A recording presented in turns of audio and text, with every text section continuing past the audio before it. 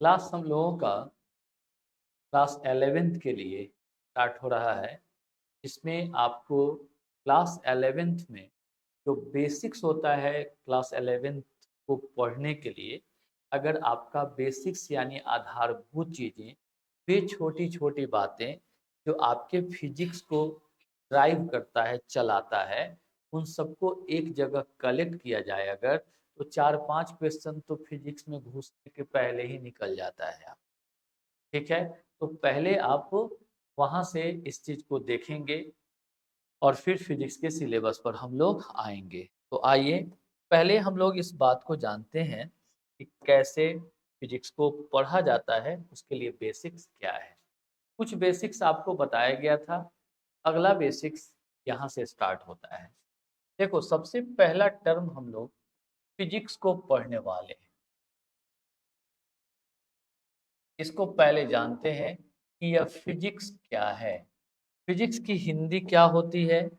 Physics की हिंदी होती है भौतिकी। इसकी हिंदी क्या होती है? भौतिकी। देखो, भौतिकी यानी फिज़िक्स विज्ञान की एक शाखा है यानी साइंस का एक ब्रांच है, जिसमें हम पदार्थ के गुणों का, प्रकृति यानी नेचर और प्रकृति में घटने वाली घटनाओं का अध्ययन करते हैं।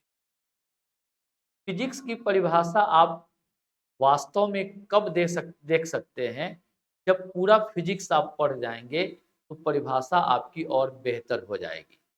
तो यहाँ पहले आप दरवाजे पे हैं भौतिकी के, तो यह डेफ़िनिशन पहले आप देखिए हमारे साथ।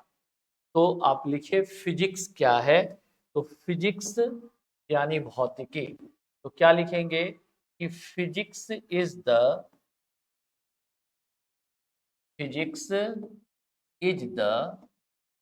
ब्रांच ऑफ साइंस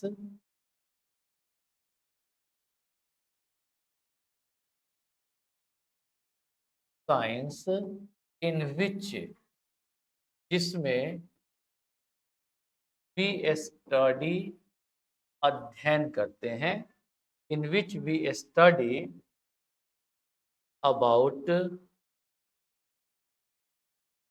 मैटर, पदार्थ, प्रॉपर्टीज ऑफ मैटर। पदार्थ भी पढ़ेंगे, पदार्थ के गुण भी पढ़ेंगे। Properties of matter, nature and natural फेनोमेन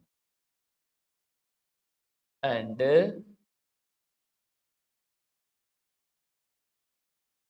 natural phenomenon.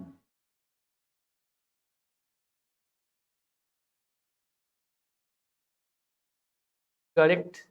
Hindi क्या लिखेंगे कि भौतिकी विज्ञान की, इसकी हिंदी क्या हो गई? भौतिकी विज्ञान की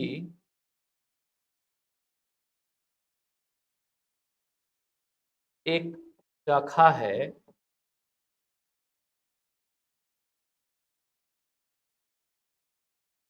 जिसमें हम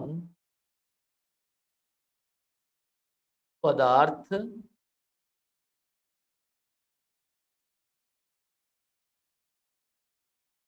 पदार्थ के गुण, प्रकृति और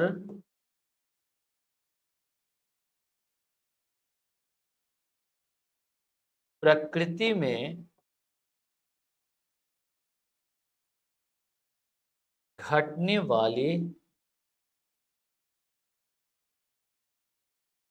घटनाओं का अध्ययन किया जाता है, या घटनाओं का हम अध्ययन करते हैं। घटनाओं का हम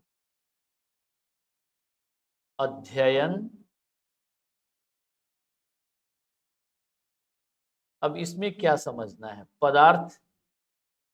पदार्थ का अध्ययन करेंगे, पदार्थ के गुणों का अध्ययन करेंगे, प्रकृति में घटने वाली घटनाओं का अध्ययन करते हैं। क्लियर हो गया।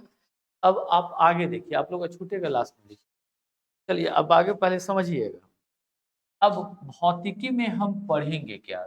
सबसे बड़ी बात है कि भौतिकी में हम क्या पढ़ेंगे? भौतिक राशियों को पढ़ेंगे। नेचुरल है।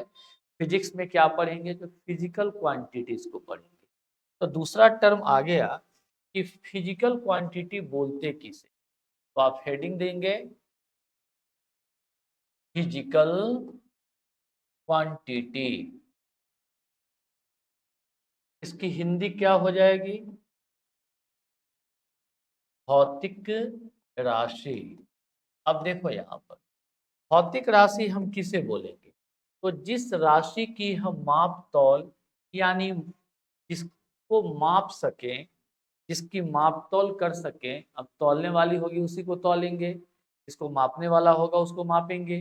तो वह राशि जिसकी हम माप कर सकते हैं, हम उस राशि को भौतिक राशि कहते हैं। ठीक है। तो क्या लिखेंगे कि क्या वह राशि, द क्वांटिटी यानी वह राशि विच कैन बी मेजर्ड, जिसकी माप किया जा सके, यानी दैट कैन भी लिख सकते हो। The quantity which can be measured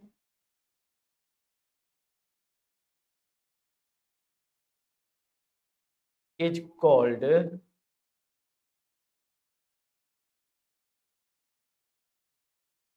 physical quantity, is called physical quantity.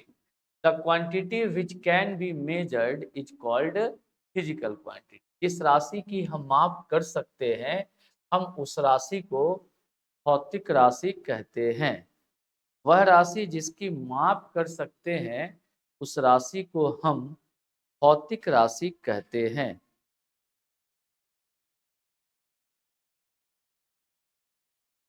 1 minute.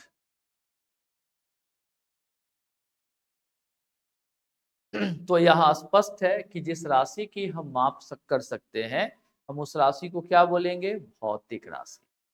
अब जैसे क्या हम इस बोर्ड को माप सकते हैं? नहीं माप सकते हैं। बोर्ड की लंबाई को माप सकते हैं, बोर्ड की चौड़ाई को माप सकते हैं, बोर्ड के क्षेत्रफल को माप सकते हैं, बोर्ड के आयतन यानी वॉल्यूम को माप सकते हैं। ये सब चीजों को हम माप सकते हैं। ठीक है ना। तो हम इन राशियों को क्या बोलेंगे? भौतिक राशि। क्लियर है। जिसकी हम माप कर सकते हैं वही भौतिक राशि है, दूसरी भौतिक राशि नहीं हो सकती। स्पष्ट बात है। क्लियर, समझ गए। अब मान लो हम लोग किसी भौतिक राशि को मापते हैं, जैसे लंबाई।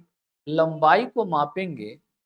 सपोज कि इस बोर्ड की लंबाई को हम मापे, मापने पर इसकी लंबाई 2 मीटर का आया, तो हम क्या बोलेंगे? इसकी लंबाई कितनी है? 2 मीटर। और वह 2 मीटर इस राशि का परिमाण कहलाएगा। क्या कहलाएगा? परिमाण। मैग्नीट्यूड इसको हिंदी में बोलेंगे। तो जब भी हम किसी भौतिक राशि को जब मापते हैं, जब भी हम किसी भौतिक राशि को मापते हैं, तो हमें मापने के बाद एक परिणाम यानी रिजल्ट मिलता है, और उसी रिजल्ट को हम परिमाण यानी मैग्नीट्यूड कहते हैं। तो नेचुरल है, जब भौतिक राशि को मापेंगे तो मापने के बाद जो कुछ भी हमें मिलता है, जो कुछ भी परिणाम मिलता है, हम उसी रिजल्ट को, परिणाम को उस राशि का यानी जिसको मापे हैं उसका परिमाण कहते हैं, मैग्नीट्यूड। तो किसी भी फिजिकल क्वांटिटी को जब हम मापते हैं तो मापने पर जो कुछ भी मिलेगा हम उसको क्या बोलेंगे? परिमाण। करेक्ट। एक पेज गया। तो हमारा अगला टर्म क्या हो गया? फिजिक्स में हमें क्या पढ़ना है? Physical quantity. भौतिकी में क्या देखेंगे हम? भौतिक राशि, इसको इंग्लिश में क्या बोलते हैं? फिजिकल क्वांटिटी, भौतिक राशि।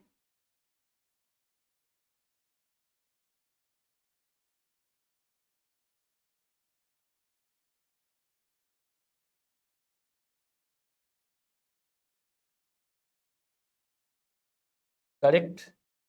अब देखो, तो अब एक बात तो क्लियर हो गई आपकी कि जिस भी राशि को हम, जिस किसी राशि को माप सकते हैं उसको क्या बोलेंगे?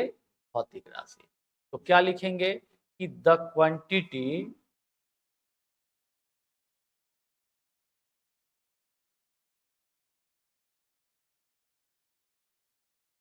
which can be measured is called physical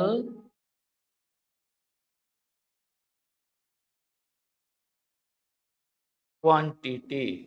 वह राशि जिसकी हम माप कर सकते हैं उसे हम भौतिक राशि कहते हैं। क्लियर हुआ? एग्जाम्पल में जैसे लेंथ,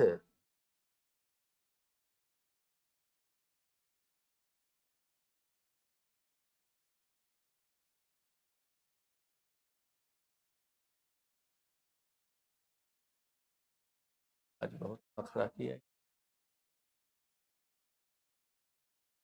पहले इसकी हिंदी लिख लेते हैं। वह राशि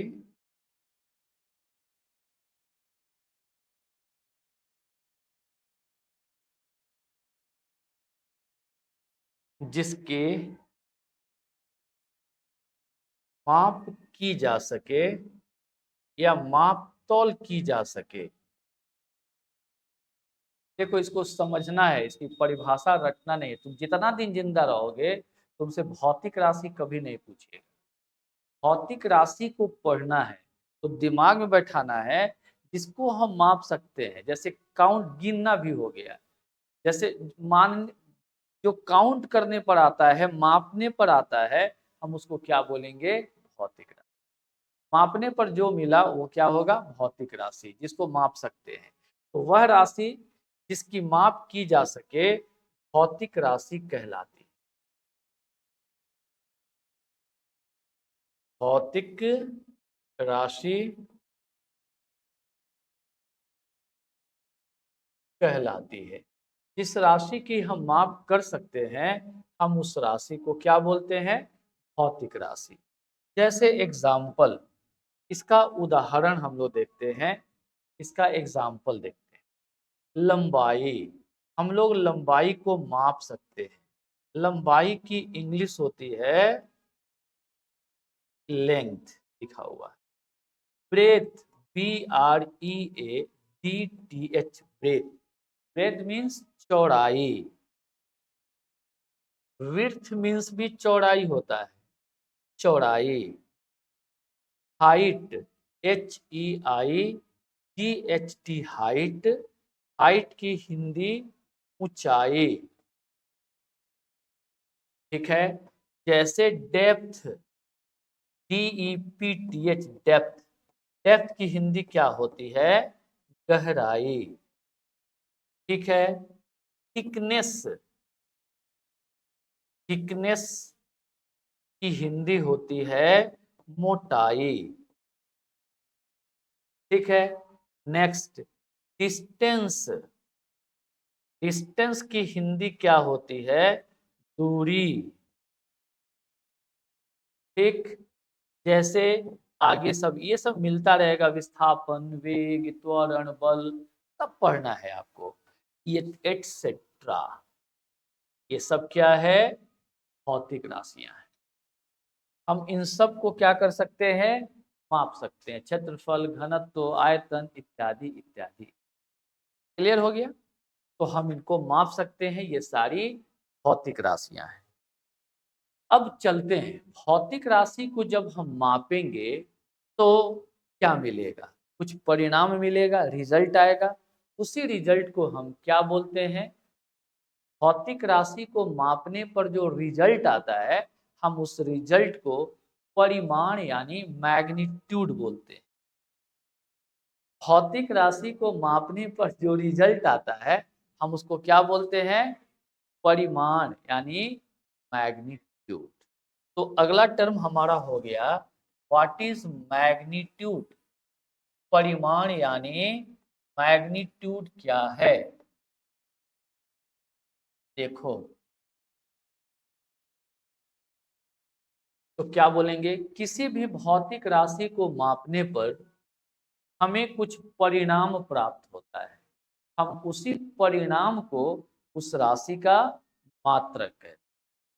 ठीक है, तो क्या लिखेंगे कि जब हम यानी when we measure a physical quantity, when we measure a physical quantity, some result यानी कुछ परिणाम, some result is obtained, some result is obtained, कुछ परिणाम प्राप्त होता है। दिस रिजल्ट, यही परिणाम, this result is called magnitude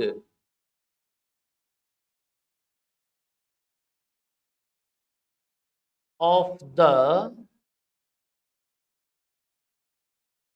quantity. हम उसी रिजल्ट को उस राशि का परिमाण कहते हैं। क्या लिखेंगे? इसकी हिंदी क्या बनेगी बताओ तो? जब हम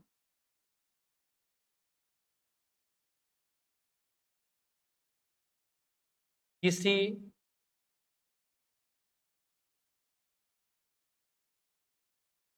भौतिक राशि को मापते हैं तो हमें कुछ परिणाम प्राप्त होता है। इसी परिणाम को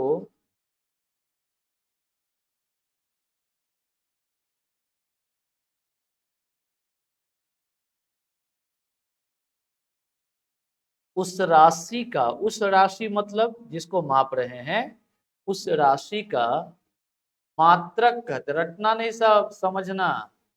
अरे क्या लिखा है? उस राशि का, तो हमें कुछ परिणाम प्राप्त होता है, इसी परिणाम को उस राशि का परिमाण कहते हैं। करेक्ट। अब जैसे देखो, हम लोग किसी राशि को जरा माप लेते हैं, हम लोग किसी भौतिक राशि को मापते हैं। E dot G dot Latin भाषा में शॉर्ट फॉर्म है। ई से होता है एग्जाम्पली और जी से होता है ग्रेसिया।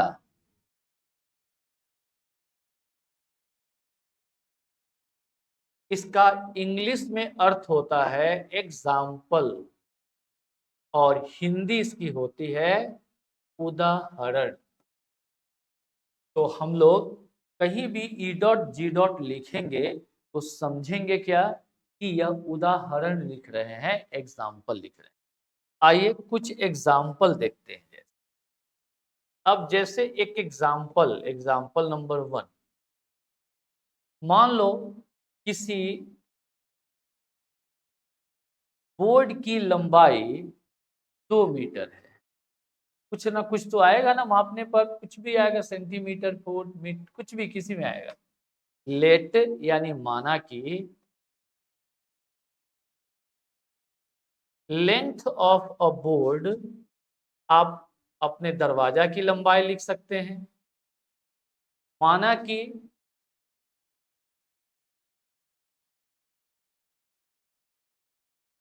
किसी बोर्ड की लंबाई, माना कि किसी बोर्ड की लंबाई यह एल है और वो कितना है, 2 मीटर है। कितना है, 2 मीटर है। क्लियर।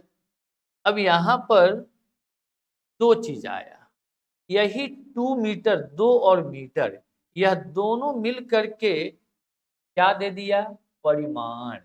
मापने पर यही रिजल्ट आया, परिणाम आया, तो यह परिणाम परिमाण यानी मात्रा कहलाता है। कितना मिला, इसी को बोलेंगे मैग्नीट्यूड, जिसको हिंदी में क्या बोलते हैं, परिमाण। क्लियर। अब यहां पर आपको ध्यान देना होगा, इसमें दो चीज आ गया, एक दो आया और एक मीटर आया। दो क्या चीज है, तो अंक है। दो क्या है, अंक है।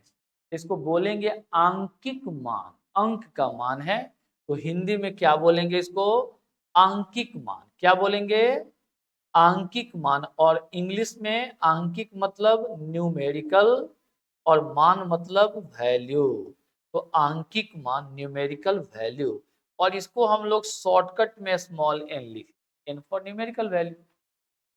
दूसरा, ये मीटर क्या है, मात्रक है। यही मीटर स्केल होगा तब तो 2 मीटर आया होगा, 2 बार मापे होंगे मीटर से तो 2 मीटर आया। तो यहाँ पर जो मीटर है वो मात्रक है, यानी यूनिट है। यूनिट की हिंदी क्या होती है, इकाई या मात्रक। इकाई भी बोल सकते हैं या मात्रक। अब आपके पास दो चीज आ गया, आपसे अगर ऑब्जेक्टिव डाले कि किसी भौतिक राशि को मापने पर कितनी बातें हमारे सामने मिलती या कितनी बातें हमारे सामने आती हैं, क्या चीज हमें मिलता है, तो आप परिमाण नहीं बोल के बोलिएगा आंकिक मान और मात्रक। जब हम किसी भौतिक राशि को मापते हैं तो हमें दो मान प्राप्त होते हैं, एक आंकिक मान और दूसरा मात्रक, और इन दोनों का जो गुणनफल है वही क्या कहलाएगा, परिमाण। मापने पर जो मिला क्या हो गया, परिमाण। सीधा बैठो, क्या बोलेंगे इसको, परिमाण, यानी 2 metre numerical value into unit. अब यहाँ यूनिट को यू से डिनोट करेंगे, तो क्या हो गया हमारे पास, जब हम भौतिक राशि को मापते हैं तो दो दो चीजें आई हमारे सामने, एक आंकिक मान और दूसरा मात्रक। इसका अर्थ क्या हुआ, अब आइए यहाँ, इसका मतलब क्या हुआ, देयरफॉर एन आंकिक मान गुना यू बराबर मैग्नीट्यूड यानी परिमाण। और एक बात बताओ, किसी भी एक भौतिक राशि का जिसको आप माप रहे हो, उसका परिमाण कभी बदलेगा। जैसे आज इस बोर्ड की लंबाई 2 मीटर है तो कल 3 मीटर होगी। इसका अर्थ क्या हो गया, परिमाण किसी निश्चित राशि का कभी बदलता नहीं है। तो यहाँ पर अब हमारे पास एक कॉन्सेप्ट, एक फॉर्मूला आ रहा है कि फॉर अ गिवन क्वांटिटी, और अ गिवन क्वांटिटी, किसी दिए गए राशि के लिए, ठीक है, क्या होगा, n गुना u, इसका मान हमेशा कांस्टेंट होगा, कभी नहीं बदलेगा। जब हम यहां से इम्प्लाइज दैट यानी अथवा, तो n बराबर u गुना है, इधर आएगा तो क्या हो जाएगा, भाग, उल्टा काम होता है, बाई u। अब आप बताइए, देयरफॉर आपका रिलेशन क्या हो गया, जब हम कांस्टेंट किसको बोलते हैं, नियत को, इसकी हिंदी क्या होती है, नियत। जब हम नियत को हटाते हैं तो यहाँ समानुपाती चिन्ह, समानुपाती को हटाएंगे तो नियत फिर आ जाए। तो कांस्टेंट को हटा दिया तो n समानुपाती, ये हट गया तो एक बच गया, n समानुपाती और ये हट गया तो एक बच गया, तो 1/u। इसको क्या बोलते हैं? n व्युत्क्रमानुपाती है u के, अर्थात आंकिक मान मात्रक का व्युत्क्रमानुपाती होता है, याद रखिएगा। जिसका आंकिक मान और मात्रक एक दूसरे का क्या होता है? व्युत्क्रमानुपाती, इनवर्सली प्रोपोर्शनल। क्लियर? तो जब हम परिमाण को देखें तो हमारे पास एक नया फॉर्मूला भी आ गया कि जब हम किसी भौतिक राशि को मापते हैं तो मापने पर जो परिणाम यानी रिजल्ट मिलता है वह रिजल्ट n गुना u के बराबर होता है। और यहाँ एक निश्चित भौतिक राशि के लिए संबंध प्राप्त होता है कि आंकिक मान और मात्रक आपस में व्युत्क्रमानुपाती होते हैं, यानी एक बढ़ेगा तो दूसरा। यहां से एक और रिजल्ट आता है, देयरफॉर एक और रिजल्ट आया जो अच्छा रिजल्ट आया। आप देखिए कितना, जैसे एन यू बराबर कांस्टेंट, यहां से एक और रिजल्ट आएगा। चूंकि एन गुना यू का मान कांस्टेंट है अर्थात बदलता नहीं है। इसका अर्थ क्या हुआ कि जो प्रारंभिक एन गुना यू है वही अंतिम एन गुना यू होगा, बदलेगा नहीं। तो देयरफॉर एक रिजल्ट आ गया, n1 इंटू u1 ये बराबर होगा n2, यानी 2 अंतिम, तो 1 प्रारंभिक। यानी शुरू वाला n गुना u का मान और अंत वाला n गुना u का मान कभी बदलता नहीं है। तो हमारे पास दो दो रिजल्ट आ गया। जब हम भौतिक राशि को माप करके परिमाण प्राप्त करते हैं तो हमारे पास दो दो रिजल्ट आता है, दो दो परिणाम आता है। एक आंकिक मान मात्रक का व्युत्क्रमानुपाती होता है, दूसरा n गुना u बराबर कांस्टेंट होता है अर्थात n1 u1 का मान n2 u2 के बराबर होता है। दो दो रिजल्ट आ गया। क्लियर हो गया? अब इस पर आप थोड़ा एक एग्जाम्पल देख सकते हैं, एक न्यूमेरिकल उदाहरण आप यहाँ पर देख सकते हैं।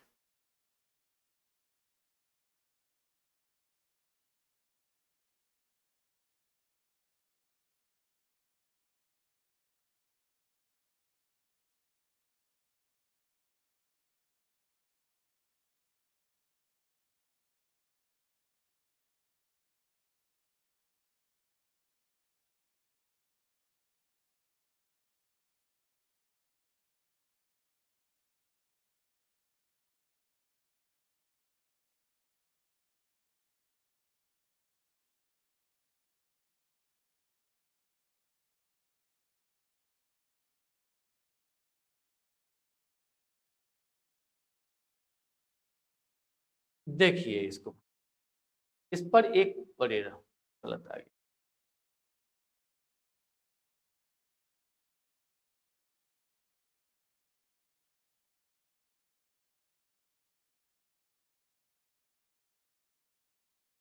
ये जो क्वेश्चन है, यह क्वेश्चन एच.सी. वर्मा की बुक कॉन्सेप्ट ऑफ फिजिक्स का सेकंड ऑब्जेक्टिव है। यह परिमाण पर आधारित एक ऑब्जेक्टिव है, यह आपके सामने है। हिंदी में इसका बोल दे रहा हूं।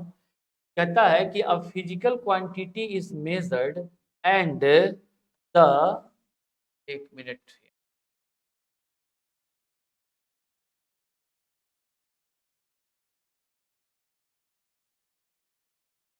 अब देखो सब क्वेश्चन क्या कहता है कि a physical quantity is measured and the result is expressed as n into u, where u is the unit used and n is the numerical value।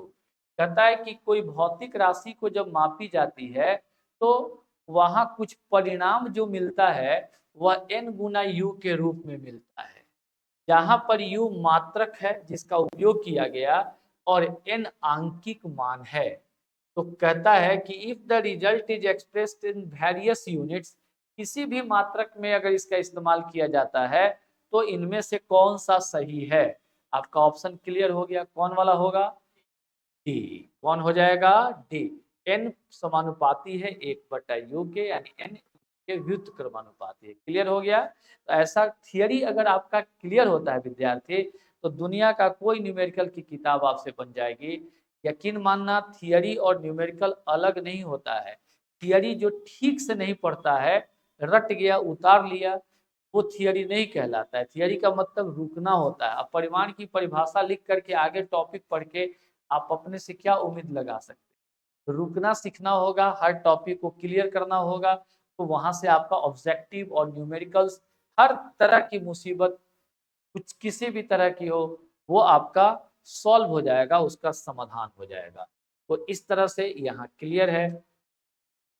इसका अगर मान लीजिए इसका सॉल्यूशन लिखना चाहते हैं तो आप जानते हैं, क्योंकि n इंटू यू का मान क्या होता है? कांस्टेंट, जो हमने सिखा दिया है। n इंटू यू का मान हमेशा नियत होता है एक राशि के लिए। तो देयरफॉर n बराबर कांस्टेंट, अभी इसको बताए भी थे, और गुना है, इधर आके भाग हो जाए।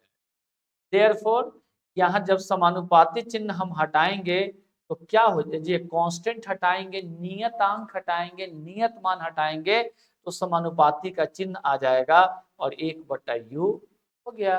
तो हमारे पास आंसर कौन हो गया? डी। तो क्या लिखेंगे? देयरफॉर आंसर कौन होगा इसका? तो डी। क्लियर? डी आपका उत्तर है, वहां भी हो गया। ऐसे आप डील करिएगा तो आपका एकदम फ्रेश हो जाएगा।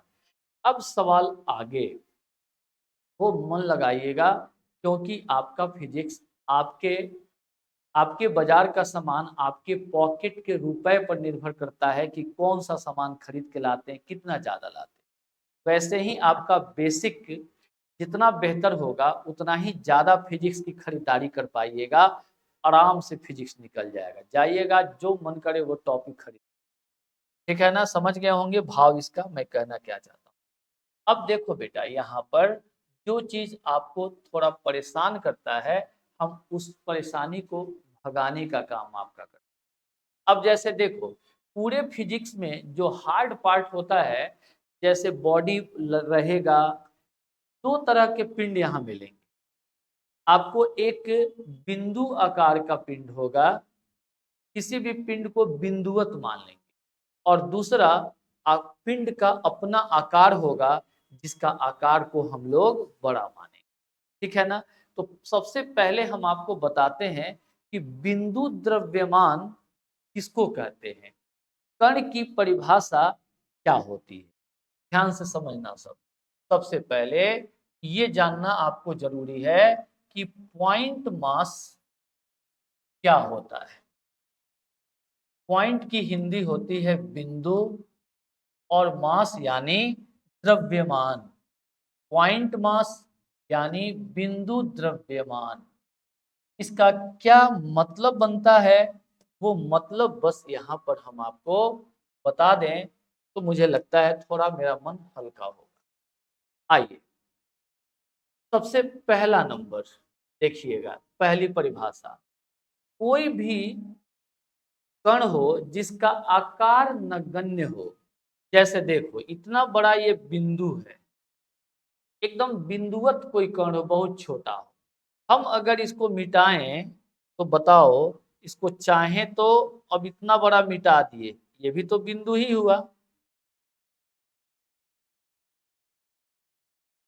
जैसे हम इसको मान लो यहाँ से मिटाए और छोटा कर दिए बिंदु को, बोलो, और छोटा कर दिए, और छोटा किए, और छोटा किए, और छोटा हुआ। ये सब बिंदु है, बिंदु है, बिंदु है। कल्पना करो, ये भी बिंदु है। अब इसको और छोटा करो, करते करते तुम्हें महसूस होगा, तो जब कोई कण हो, ऐसा कण जिसका आकार नगण्य हो, उसके आकार का हम मापन नहीं कर सके कि उसका क्षेत्रफल क्या है, उसका आयतन क्या है, तो हम उस कण के द्रव्यमान को बिंदु द्रव्यमान बोलेंगे। क्या बोलेंगे? बिंदु द्रव्यमान। तो यहां लिखोगे नंबर 1 कि द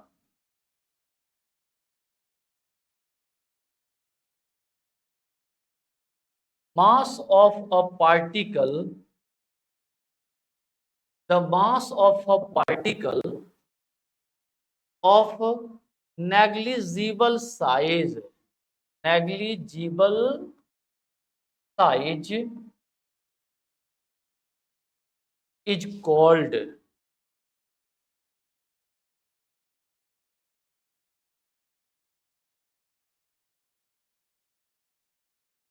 पॉइंट मास।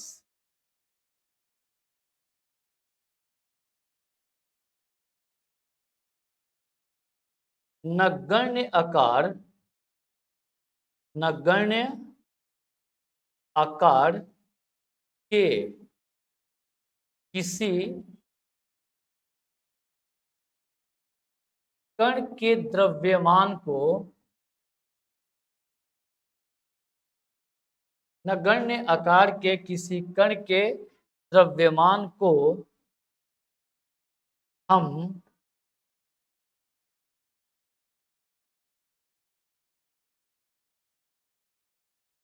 बिंदु द्रव्यमान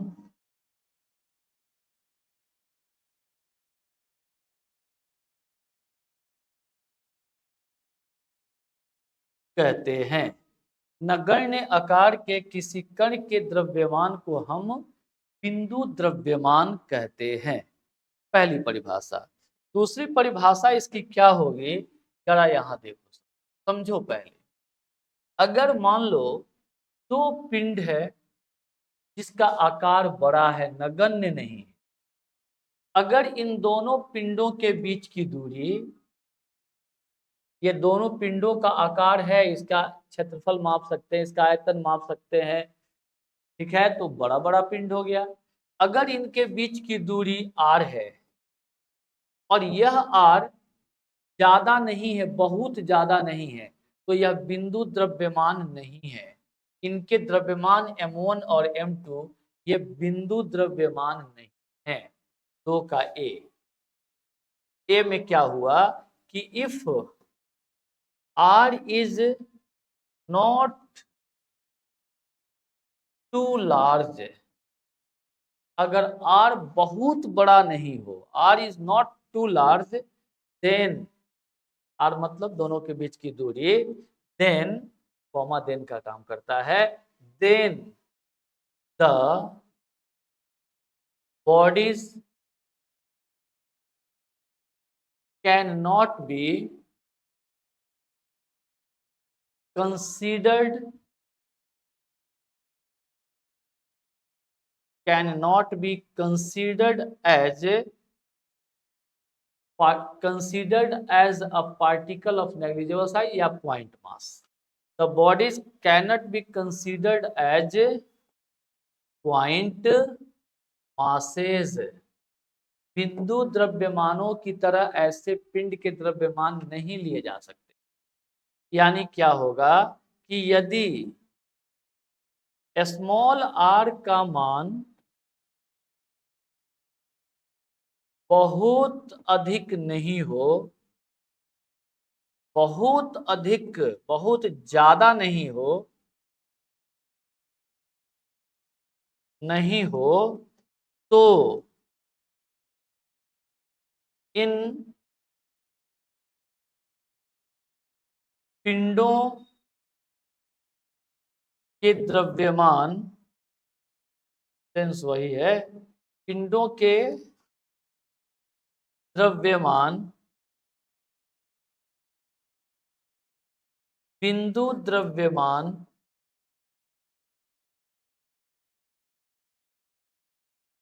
बिंदु द्रव्यमान नहीं माने जा सकते हैं, नहीं माने जा सकते हैं। अब यहाँ पर जरूर अच्छा से देख जाइएगा, क्योंकि यही सब चीज सताता है आगे जा करके, बच्चे सोचते क्या क्या हो जाएगा, रट जाओ। अब आपका कुछ नहीं बिगड़ने वाला है। अब जैसे देखो, यानी ए में दो का ए हो गया कि पिंड का आकार बड़ा बड़ा ही है, लेकिन दोनों के बीच की दूरी बहुत ज्यादा नहीं है, तो हम आराम से एक से दूसरे को देखेंगे तो बड़ा ही दिखे, ठीक है। तो हम इस कंडीशन में पिंडों के द्रव्यमान को बिंदु द्रव्यमान नहीं मान सकते, बहुत छोटा आकार में ये नहीं रहने वाला। दूसरा इसका है बी, इसका बी देखो।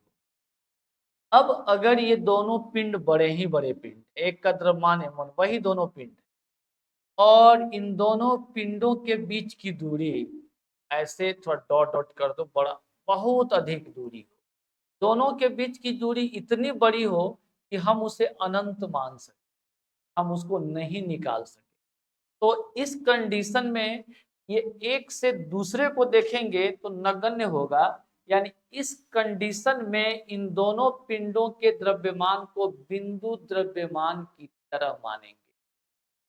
करेक्ट। दो कॉन्सेप्ट होता है, अगर पिंड का आकार बहुत कम हो, दोनों के बीच की दूरी कुछ भी हो, बिंदु द्रव्यमान। अगर पिंड बड़ा बड़ा हो लेकिन दोनों के बीच की दूरी बहुत ज्यादा हो, तो फिर भी हम उन दोनों को बिंदु द्रव्यमान की तरह इस्तेमाल करते हैं। जैसे हम लोग बोलते हैं कि चंद्रमा से पृथ्वी की दूरी इतनी है। अब आप बताइए, जबकि चंद्रमा का रेडियस ही बहुत बड़ा होगा और पृथ्वी की त्रिज्या ही 6400 किलोमीटर, तो कल्पना करो कि यहां से यहां की दूरी को, इसको इतनी बड़ी ये दूरी होती है कि इसकी त्रिज्या 6400 किलोमीटर बहुत बड़ा है, फिर भी इसको छांट देते हैं, तो यह दूरी जो लिखते हैं क्या मानते हैं कि मानो यह पृथ्वी है या यह चंद्रमा है और यह पृथ्वी। कैसा फील होता है, मानो दो कण की तरह इस्तेमाल करके हम इन दोनों के बीच की दूरी बता लेते हैं। समझ गए ना। तो जब भी एस्ट्रोनॉमिकल आकाशीय खगोलीय मापन होता है, उसमें इस विधि का इस्तेमाल किया जाता है। समझ गए। तो अगर पिंडों के बीच की दूरी बहुत ज्यादा हो, लगभग अनंत हो, तो इस कंडीशन में पिंडों को हम नगण्य आकार का मानते हैं। जो नगण्य आकार का नहीं होता है, फिर भी हमें ऐसा महसूस होता है, उससे हमारे कैलकुलेशन पर कोई असर नहीं पड़ता है। जैसे 5 करोड़ रुपया का कार खरीदने आप जाइए और आपके पास 500 रुपया नहीं है, तो कार आपको देगा कि नहीं? पक्का दे देगा। आप 100 रुपये की सब्जी खरीदते हैं और आपके पास 1 रुपया नहीं होता है, तो दुकानदार आपको दे देता है। अगर आप 1000 की सब्जी खरीदते हैं, 5 रुपया नहीं होता है, फिर भी दुकानदार आपको दे देता है। क्या मतलब बना कि 5 करोड़ के सामने 500 का कोई वैल्यू नहीं है। 5 करोड़ में 500 रुपया जोड़ दो या घटा दो, उससे कैलकुलेशन पर कोई फर्क नहीं पड़ेगा। और 5 करोड़ में 1-2 रुपया जोड़ो घटाओ, उससे भी कोई बहुत ज्यादा फर्क नहीं पड़ने वाला। यही कॉन्सेप्ट अपनाया जाता है कि दूरी इतनी बड़ी है कि इसका जो इस अनंत में अगर मान लो 6400 किलोमीटर जोड़ ही देंगे, तो क्या फर्क पड़ेगा? अनंत जोड़ 6400 किलोमीटर बराबर अनंत, तो हमें महसूस होगा कि मानो बिंदु द्रव्यमान। तो इसका अर्थ ये हो गया विद्यार्थी कि इन दोनों के बीच की दूरी अगर अनंत है, यानी इफ आर बी इंफिनिटी, मतलब बहुत बड़ा, then the bodies can B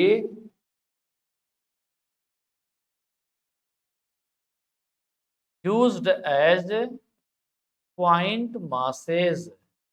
तो इस कंडीशन में भी हम बॉडीज को पॉइंट मासेस की तरह उपयोग में ला सकते हैं। इस कंडीशन में भी हम बॉडीज को पॉइंट मासेस की तरह यूज में ला सकते हैं। Okay, good. तो ये आपका कॉन्सेप्ट यहाँ पर क्लियर है, कोई डाउट है इसमें? कोई डाउट नहीं, यही होता है। ठीक, इसकी हिंदी भी आपको समझ में बात आ गई। ये हमारा हो गया बिंदु द्रव्यमान कैसे यूज किए जाते हैं। तो आपका यह बेसिक स्टार्ट हो चुका है, आप अच्छा से पढ़िए। यह क्लास आपका खूब बेहतर ढंग से पढ़िएगा। 8 बजे रात को रोज यह आपका क्लास मिलेगा। आपको अगर गांव से हैं, घर से हैं, शहर से हैं, आप क्लास ट्यूशन में पढ़ते हैं, लेन में, सॉरी कोचिंग का नाम नहीं रखना चाहिए, आप किसी भी कोचिंग में पढ़ते हैं, किसी भी संस्थान में हैं, आप यह क्लास 2 माह करके देखिए, आपको काफ़ी बेनिफिट होगा, आपको आपको काफ़ी अच्छा लगेगा। ठीक है ना। आप अपने इन्हांसमेंट की तरफ बढ़ेंगे, आपको लगेगा कि आप काफ़ी अच्छा कर रहे हैं। Thank you. आज का क्लास यहीं पर ओवर हो जाता है। एक चीज़ मैं और बता देता हूँ, अपना एक टेलीग्राम है विद्यमान अकेडमी, इसी नाम से है विद्यमान अकेडमी। आप इस पर जाएंगे, बस विद्यमान अकेडमी जो होगा, ठीक आप इसको ज्वाइन कर लीजिएगा। टेलीग्राम का चैनल है, इस चैनल पर आपको जैसे आज का जो क्लास नोट्स है, वह क्लास नोट्स उस चैनल पे चला जाएगा।